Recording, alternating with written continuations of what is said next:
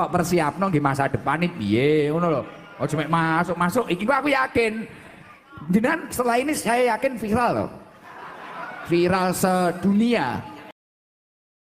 Kok persiapno nggih masa depan iki piye ngono lho. Aja mek masuk iki kok aku yakin. Jenengan setelah ini saya yakin viral loh. Viral sedunia. Assalamualaikum warahmatullahi wabarakatuh. Yang ngaku orang baik itu penting, karena kalau ngaku orang elek berarti kenangannya Allah sama kamu itu bikin elek, tidak bikin baik. Kamu kan boleh mengatakan saya habis makan, habis minum, artinya apa? Kamu habis dapat kamu harusnya juga bilang saya habis ngamalkan ilmu, saya habis dapat hidayah. Wong tadi kamu ya sholat subuh, kamu ya baca Quran. Susah opo sing ngakoni tawafik dari Imam Sa'roni. Senengane kok kalau mau bermaksiat dari wong wedok. Memangnya Allah mau amalah mbek kowe mau elek tok atau mau amalah apik? Saya termasuk orang yang meskipun masih muda itu gak pati mati. Karena bukan berarti saya mesti soleh, mesti husnul khotimah, ya enggak. Ada istilah mati yang menyenangkan dalam diri manusia, yaitu Nabi ngendikan Allahumma ahyini maka natil hayatu khairan li wa tawaffani maka natil wafatu khairan li. Sebagian doa Allahumma ij'alil hayata ziyadatan li fi kulli khairin wal mauta rahatan li min kulli syarrin. Jadi mati itu akhir dari maksiat saya atau akhir dari potensi maksiat saya. Sehingga kata Sohibul Hikam, kamu harus percaya diri bisa selamanya tidak maksiat lagi. Orang kan tanya, masa manusia tidak bisa maksiat lagi? Ya bisa saja kamu pas toat terus mati, berarti sudah tidak bisa maksiat. Jadi ulama itu melihat mati itu akhir dari segala maksiat atau potensi maksiat. Ya, di sini hebatnya lagi-lagi GNU itu. Bohong fasik gendong kayak apa, kalau mati saya Sombone menang kabeh, saya dia menang kabeh. Sesuai kayak ini, saya nih cuman buatan sakit maling, buatan sakit korupsi. Oh gede saya ini. Itu satu ilmu yang luar biasa. Meskipun ya tentu agak ngawur, tapi itu bagus. Secara ilmu bagus, karena al-maut adalah rohatun min kulli syarr. Lagi-lagi yang menyelamatkan itu illa aliman atau muta'aliman. Proses belajar mengajar. Saya baca banyak tentang halal haram dalam kitab Imam Ghazali itu, tak ulang berkali-kali. Saya itu dulu ya gak paham, karena kitab paling susah di bab Imam Ghazali itu menurut saya kitabul halal wal haram. Termasuk bagaimana cara ngelola amwalus salatin yang terkenal korup, sementara menyumbang kamu sebagai jaizah, sebagai hadiah untuk para kiai atau untuk para guru. Itu perdebatannya ulama itu macam-macam. Ada yang bilang haram karena itu potensi haram, atau memang benar-benar haram. Ada yang bilang boleh, karena kalau yang pakai kamu untuk kebaikan, kali dipakai mereka ruwet. Kebetulan yang partai ini lebih besar Mas Nabi. Ya Alhamdulillah. Terus dikiaskan sama ghanimah. Lagi-lagi karena baca, saya itu pernah ditanya seorang dosen di Jogja, Gus saya ini muslim mulai kecil dan saya peneliti, saya pernah sekolah di mana-mana. Yang ganjil dari saya tentang Islam itu satu, yaitu ghanimah. Kok kayak Islam tuh rampok gitu ya, perang sudah orang kafir itu kalah, hartanya diambil gini-gini, ya ghanimah. Terus saya memberi analogi, kalau ada garong ke kamu, bawa senpi, bawa pedang, terus kamu mengalahkan garong itu, alat-alat itu kamu kembalikan apa kamu sita? Ya saya sita, nanti dipakai garong lagi. Ya kira-kira seperti itu. Kalau dikembalikan ke orang kafir berarti menjadi kekuatan kekafiran lagi, dan itu harbi. Dia baru nerima. Lagi-lagi ini barokahnya baca. Makanya saya diminta sama sini, ya saya tentu faktor hormat, karena bapak saya memang dulu ngaji sama Badullah. Mbah saya itu terkenal wali, yang bapaknya bapak. Itu kalau kesini nyifati Badullah pun satu. Nur situ mondok gini itu nggak popo. Pondok elek lah, kiaimu wali. Zaman itu bapak itu di kamar kursi ya masih ada kakinya. Saya dulu sering dijak ke sini sama bapak. Jadi mbah saya itu terkenal wali dulu. Jadi mbah saya itu tirakat terus sampai kapundhut itu poso terus. Kebetulan cucunya agak niru. Saya tidak niru itu karena itu Gus Zaki. Memang disuruh tidak niru. Kata mbah saya kira usah tirakat, terus tak tirakatin. Gitu. Jadi saya, Mbah Mun juga gitu. Kowe haram tirakat, tak tirakat ya. Saya senang sekali. Tapi tua-tua kok mikir butuh. Nah, terus tirakati butuhku sopo.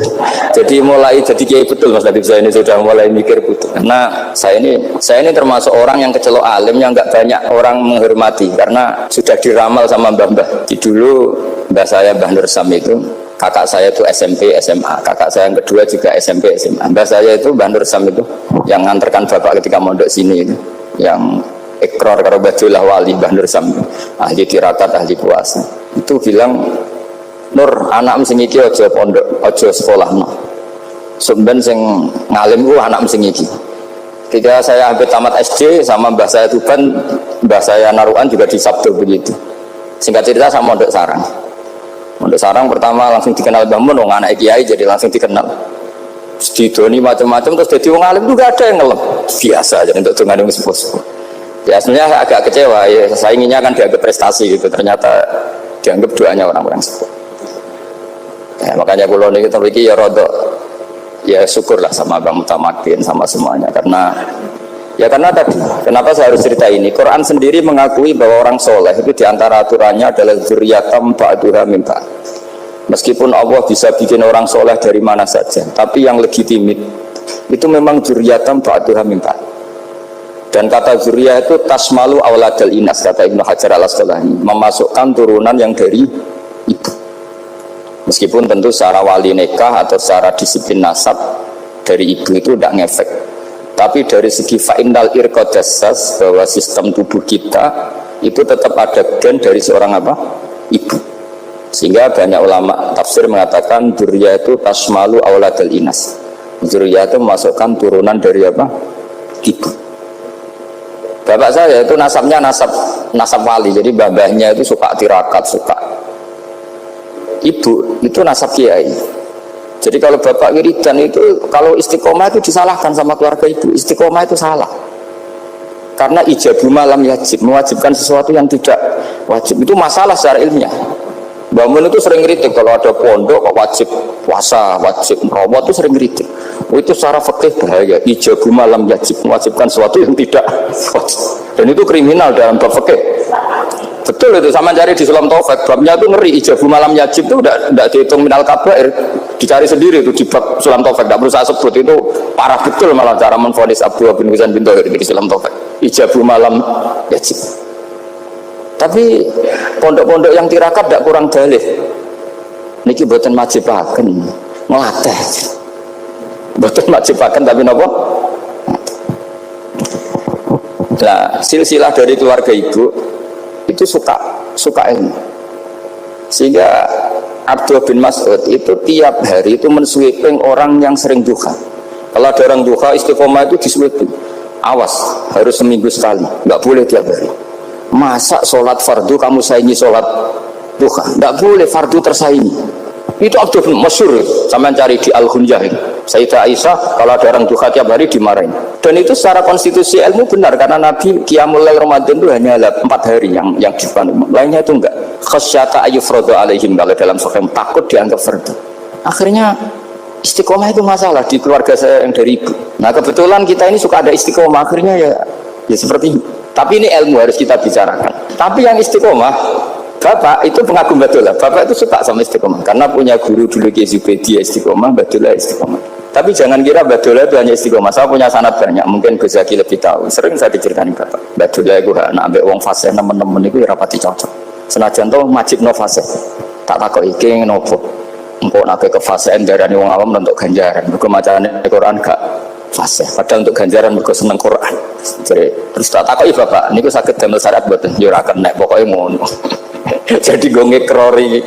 Artinya beliau tidak ingin lah gara-gara kita terlalu paham tajwid kemudian menganggap siapa saja baca Quran salah kemudian tidak dapat pahala. Bisa saja hamalahum ala ayakra'ul Qur'an apa mahabbatuhum wa iskuhum wa kada wa kada. Jadi akhirnya saya jadi tahu, oke secara makhraj salah tapi iseknya benar, mahabbahnya benar, brontonya benar. Jadi sebetulnya Badulah itu punya sekian makalah tentang ilmu.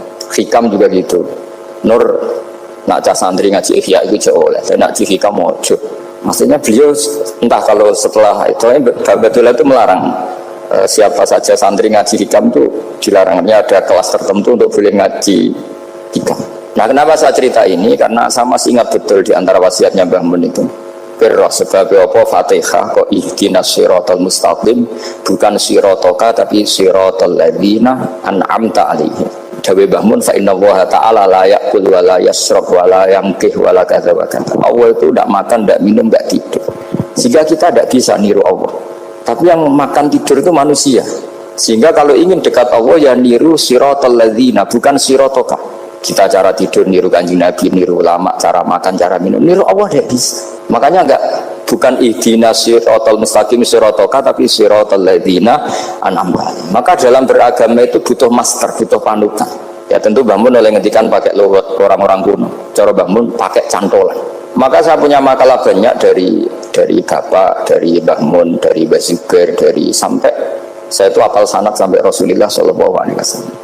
Karena yang bisa mengawal ilmu itu sanad.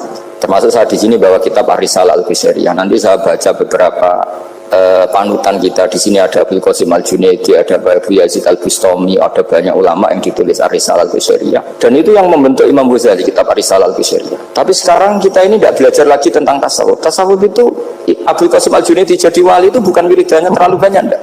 Beliau pernah bikin satu kalimat yang menjadikan Allah itu ridho. Kalimatnya begini, kalau malam beliau wiridan gini, ya Allah, kenapa engkau ngasih rezeki saya padahal engkau tidak butuh saya. Kalimatnya sederhana.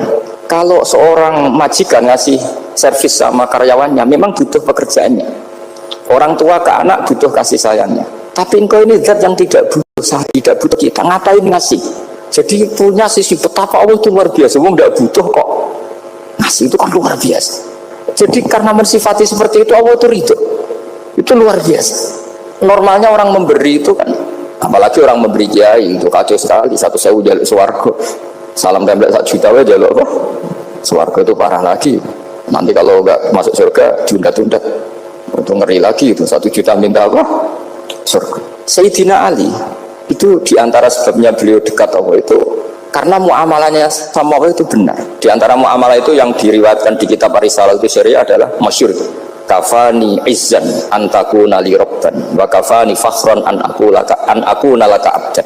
Tiap malam yang beritanya itu, ya Allah, saya sungguh sangat mulia karena engkau yang jadi Tuhan. Coba kalau saya dituhani manusia yang mati atau dituhani siapa yang mati juga. Wa kafani fakhran an akuna laka abdan. Saya ini bangga sekali karena jadi budakmu, jadi hamba zat yang tidak mati. Jadi pakem-pakem yang menjadi masyrab kalau dalam bahasa tasawuf itu yang menjadikan wali. Sehingga yang dikatakan ibadah itu apa? Ma'rifatullah, mengenali Allah secara benar. Jadi jangan kira wali-wali dulu terus terlalu istiqomah, ada juga. Mereka punya pakem yang menjadikan Allah itu ridho. Saya beri contoh nih, di sini banyak makalah, nanti saya beberapa baca tabarruk. Banyak riwayat dari orang-orang sufi. Nabi Ibrahim itu pernah ketemu orang Majusi. Beliau terkenal sakhok, terkenal sakhiyah. Ketika ketemu orang Majusi, ya Ibrahim, saya ini sehari saja ngasih makan saya, kamu kan tukang ngasih makan orang. Terus ya tapi bisyarti antus 5, kamu harus Islam. Sebagainya Nabi Ibrahim adalah kalau saya menolong dia berarti nolong orang kafir. Setelah orang itu lewat berlalu karena Nabi Ibrahim gak mau hormat, Allah memberi wahyu ke Nabi Ibrahim, kenapa ya Ibrahim tidak kamu terima 1 hari, kamu kasih makan 1 hari? Ya karena dia Majusi. Kata Allah, dia umurnya berapa? 60 tahun. Tanyakan, pernah kelaparan kan hanya hari ini? Iya ya Allah. 60 tahun dia kafir tak kasih makan. Minta kamu sehari aja kok gak boleh. Akhirnya Nabi Ibrahim dipanggil orang Majusi, dikejar dipanggil. Ayo tak kasih makan 1 hari. Kok kamu sekarang jadi baik? Habis ditegur Tuhan. Terus kata, ahakadha yu'amiluni, apa seperti itu Tuhanmu mengu'alamalai saya? Ya na'am. Akhirnya Islam orang Majusi. Jadi itu lagi-lagi ilmu. Jadi yang dikatakan ilmu itu satu teori atau kalimah atau apa saja yang menjadikan kita ini pakem. Meskipun pakem itu kadang sulit diterima orang-orang khusyuk. Orang khusyuk itu ya nyun sewu ada sisi nakalnya. Makanya Mbah Mun sering gak jargon masyhur, zada khusyuan, zada jalan, tambah khusyuk tambah bodoh. Bukan bodoh dengan makna salah itu enggak. Memang kadang terus anti ilmu. Misalnya gini, ini contoh yang karena saya ini mengkhidmati ilmu, saya beri contoh yang urusan ilmu. Ada orang sujud diinjek orang fasik, kepalanya diinjek orang fasik. Terus si orang yang sujud tadi ini ada di Sahih Muslim, juga ada di Ihya. Wallahi la yaghfirullahu laka, pakai sumpah, wallahi la yaghfirullahu laka. Allah langsung mewahyukan ke Nabi fi hadzal zaman, fi tilka zaman atau fi dzalika zaman. Man dzalladzi yata'alla alayya alla aghfira li fulan qad ghafartu lahu wa ahbattu amalak. Katakan ke orang itu, siapa yang mencatut nama saya yang hanya berstatus tidak memaafkan?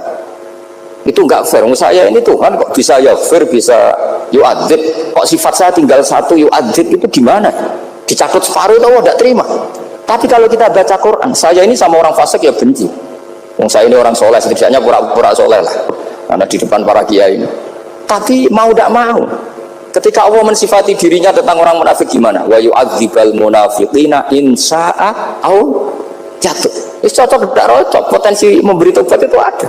Meskipun sama kalau orang munafik, tapi ya tetap bacanya wa yu'adzibal munafiqina ya insya'a. Oh ya tuh.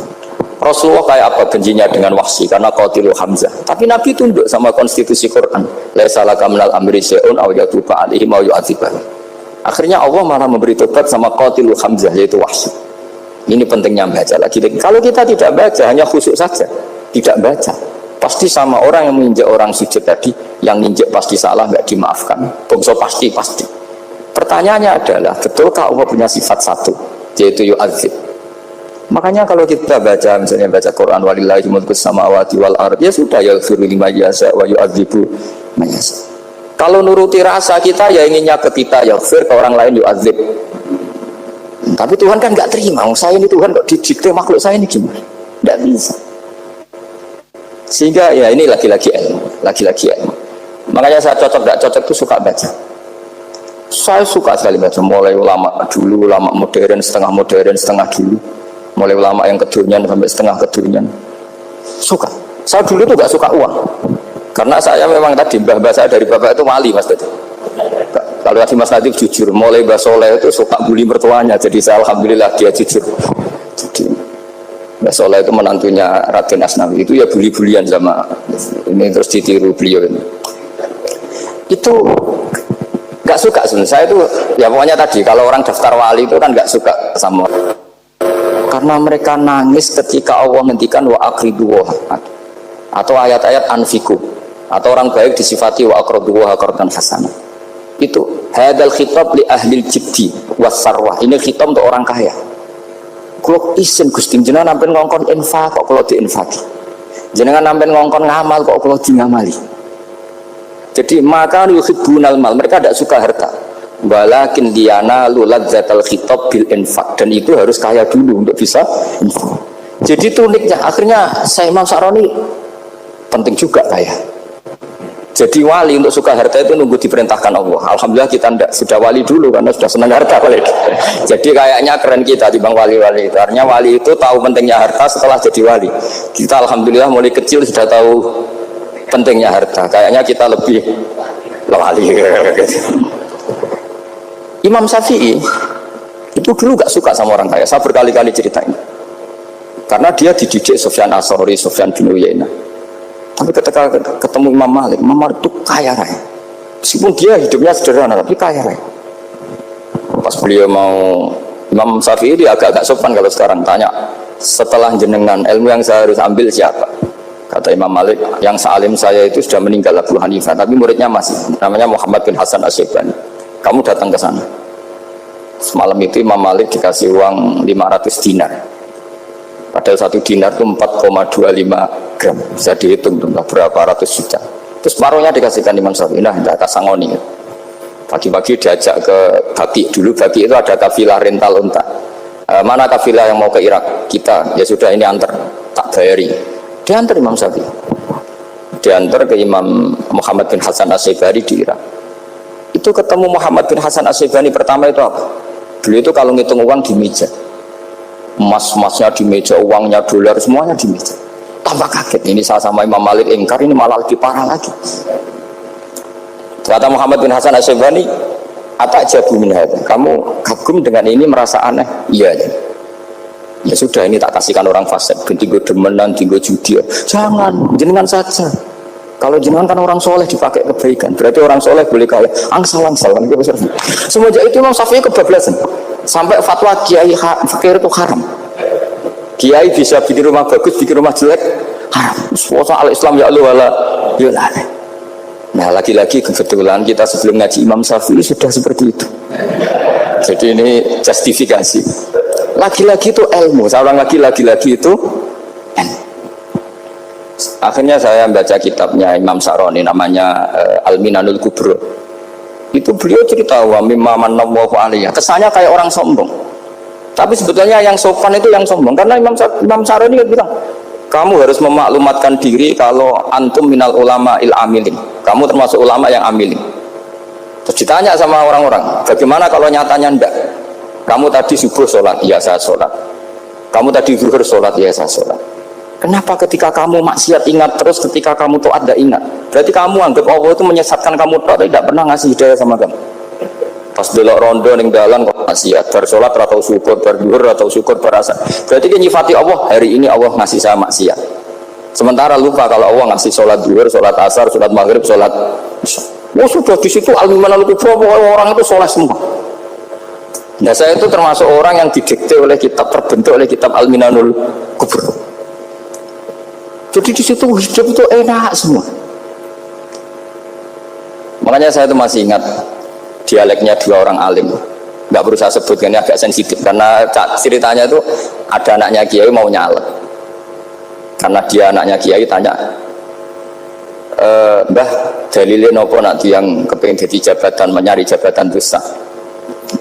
Kalau yang jawab tak sebut nggak apa-apa namanya. Jawabnya Mbah Mun oleh nggak apa-apa. Nabi Yusuf juga boleh jabatan. Terus beliau baca qalat ani ala khazainil ardi inni khafifun alim.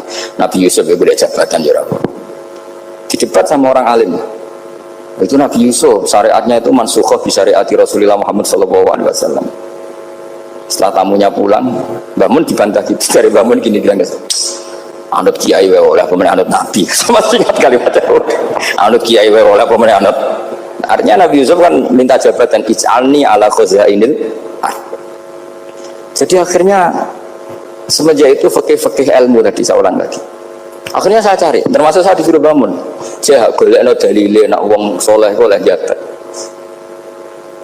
Katanya wong dalil kok diorder saya sempat. Ternyata saya cari-cari ya tadi am yahsudunan nasa alama atahum wa min fadlillah faqad ataina ala ibrahim alkitab wal hikmata wa atainahum mulkan azim. Keluarga Nabi Ibrahim di antara sifat yang disebutkan Allah adalah dikasih mulkan azim. Sebab itu akhirnya kiai Indonesia itu mazhabnya Syafi'iyah semua. Politik ya kerso, jabat ya kerso, proposal ya kerso. Saya ini, maksud saya ini yang menyelamatkan ilmu. Kalau orang khusyuk pasti gedeng. Kiai kok gelem proposal, kiai kok para pejabat. Tapi orang ilmu setuju. Nah saya nggak tahu setujunya itu bawaan ilmu apa bawaan nafsu tadi itu yang mulai saya data. Nah kalau saya kan bawaan ilmu, saya baca. Itu bedanya saya dengan Mas Nadif, jadi bawaan baca. Karena kemarin saya dibully habis-habisan di Kudus. Saya tidak punya kesempatan bicara di menantunya Neng Mu'ah. Wah ini kurang ajar betul orang ini kata saya. Tapi saya nyari sisi positifnya. Kalau saya dibully kan saya madlum. Orang madlum gampang jadi wali. Yang dia bully berarti zalim ya sudah berarti wali saya gitu. Nah supaya dia juga wali sekarang tak bully supaya impas gitu. Jadi ini nolong beliau. Jadi saya 22 hari itu kalau habis subuh ke rumah sakit, tapi kalau asar pulang ngajar. Ya begitu terus. Karena mbah-mbah saya itu sukanya ilmu, Masya Allah. Karena ilmu itu penting. Apapun pakemnya para wali itu kalau diingatkan secara ilmu itu terus kayak runtuh. Saya berkali-kali mencontohkan. Dan itu valid, data itu valid. Sufyan bin Uyainah itu orang yang khusyuknya Masya Allah. Gurunya Imam Syafi'i, gurunya Imam Malik. Itu beliau menceritakan dalam kitab Khilyatul Auliya. Nabi Isa itu senengannya itu ceria sekali. Nabi Yahya itu senengannya bersengut, abusan, suka kayak takut akhirat, takut penyakit. Tapi bukan takut corona, enggak ya jelas kan. Saya akhir-akhir ini fatwa, sekarang jangan baca Uwais Al-Qarani, tapi Al-Qarni. Meskipun saya tahu ada yang baca Qarani di kitab-kitab, ada yang baca Qarni. Tapi sekarang wajib dibaca Al-Qarni sementara. Sekali dibaca Al-Qarani itu nisbatun ila. Iya, jadi makanya ini untuk sementara dibaca, ngikuti yang baca Uwais Al-Qarni. Meskipun di sarah-sarah apa bi fathir ra wakila bi sukun ya sudahlah sekarang harus ijma dulu Al-Qarni ya, karena kalau Al-Qarani itu akhirnya Nabi Isa ditegur sama Nabi Yahya.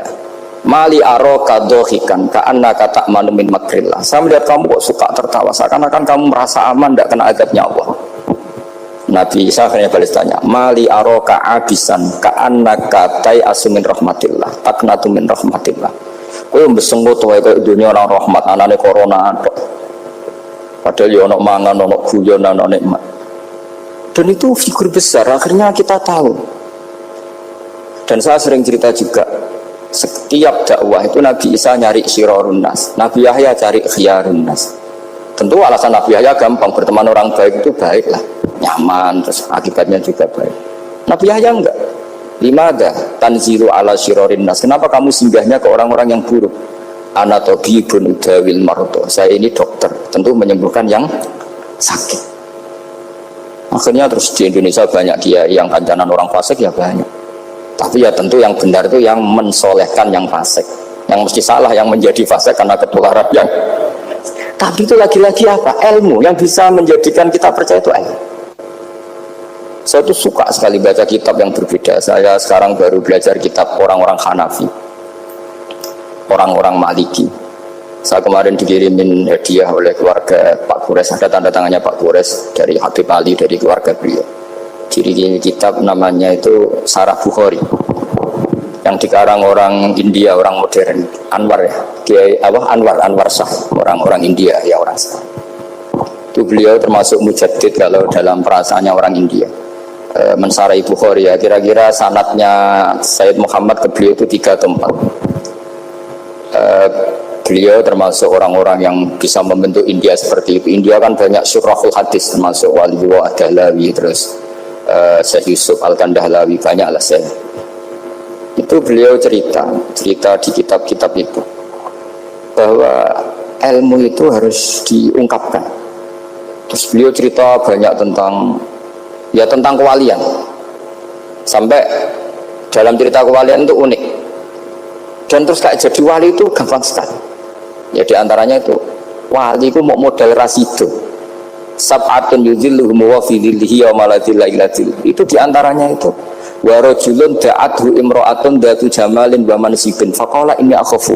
Mau modal gak sido, wis dijak wong ayu menarik muni ra gelem, modal ra gelem iku iso dadi wali. Iku yudhilluhum wa fi dhillihi yawma la dhilla. Ya nah, masalah kita ora digelemi lah, itu masalah itu sangat. Jadi gampang sekali dalam kitab Al-Minanul Kubra. Dan kalau baca itu enak. Misalnya gini, tentu masa lalu kita yang buruk itu tidak diceritakan orang lain. Dan itu kadang karena gengsi. Tapi kalau melihat hadisnya Nabi itu gampang sekali. Kullu ummati mu'afan ilal mujahirin. Umatku semua itu dimaafkan kecuali yang memperlihatkan salahnya, dosanya. Jadi nggak boleh kalau sampean sekolah nggak naik kelas cerita anaknya. Kalau saat dulu nggak naik kelas, kalau punya utang koperasi nggak pernah bayar, nggak boleh cerita seperti itu. Kalau ditanya bapak dulu pinter nggak? Oh pinter sekali. Harus bilang gitu, pinter sekali. Pernah ranking sekali, sudah nggak apa-apa itu. Meskipun dengan makna yang lugawi ya. Saya dulu SK. Kan nyuwun sewu, saya ini sering diparani orang yang mau tobat, tercerita saya dulu sering main perempuan, sering mabuk, tapi sekarang saya mau tobat gini-gini. Karena ini orang awam, tak terima. Tapi saya bilang gini, kamu jangan cerita ke anak kamu. Terus dia cerita, tapi kan saya harus jujur, karena ilmunya dia baru, kalau jujur itu penting gitu. Terus pokoknya menurut kula ora oleh cerita, pokoknya ora oleh cerita. Ya guys, oke nurut. Setelah itu saya nyari sarah, termasuk kitab itu. Kok bisa orang yang tidak mujahirin, orang yang menutupi salahnya malah dimaafkan, yang cerita jujur pernah salah malah tidak. Sangat bener. Misalnya seorang bapak cerita, cuma mau disini nak pacaran tak ambung. Misalnya, anaknya mesti suatu saat kan dia puber, mesti nak ngambung niru bapak. Nah kalau yang cerita itu ribuan atau jutaan, cuma zaman yang pondok itu rezekiku komplodoni, kan terus jadi syariatun mutabah. Apalagi yang cerita ini ternyata jadi kiai, ternyata gitu ya tetap jadi kiai. Jadi kalau pura-pura soleh di rumah, pura-pura soleh, seakan-akan di pondok tidak pernah khotbah, tidak pernah setor meluntir, tidak pernah apa kan? Katanya, lalu lucunya, oke itu alasan. Alasannya Imam Ghazali itu paling masuk akal. Ini saya cerita, ila aliman ta'abarokanya baca Imam Ghazali. Fa inna wuha ta'ala yakrohu zuhurul ma'asi. Wa min asbabi zuhur adalah al-mujahar. Karena Allah itu gak suka maksiat itu begitu kelihatan. Dan awal dari kelihatannya maksiat adalah semua orang cerita. Akhirnya maksiat dianggap biasa saja. Jadi kalau semua orang cerita zaman mondok nakal itu akhirnya semua orang yang nakal, oh itu niru kiai ini, karena ini niru kiai, kan repot. Tapi kalau semua kiai sok suci atau suci betul, dan semoga ya suci betul, kan yang maksiat, yang mau maksiat ini nggak punya alasan karena masternya nggak pernah maksiat. Meskipun sebagian yang sultan nggak pernah konangan, nggak tahu, pokoknya yang penting seperti itu. Itu hebatnya